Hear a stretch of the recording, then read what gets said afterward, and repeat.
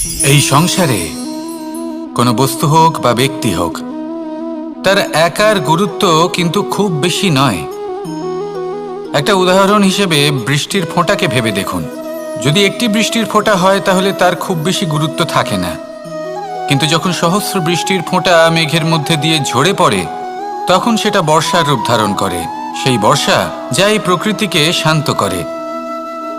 সেইভাবেই পাথরের ছোট টুকরো, তার খুব বেশি গুরুত্ব থাকে না, কিন্তু যখন অসংখ্য পাথরের টুকরো একত্রিত হয় তখন তা পর্বতের আকার ধারণ করে। সেইভাবেই কিছু মানুষ যখন একত্রিত হন তখন তৈরি হয় পরিবার, কিছু পরিবার যখন একত্রিত হয় তখন তৈরি হয় সমাজ, যখন অনেক সংখ্যক সমাজ একত্রিত হয় তখন তৈরি হয় রাজ্য। এবার এই রাজ্যের সবথেকে গুরুত্বপূর্ণ ব্যক্তি হতে পারেন রাজা, কিন্তু তাও সেই রাজা একা কিছু করতে পারেন না।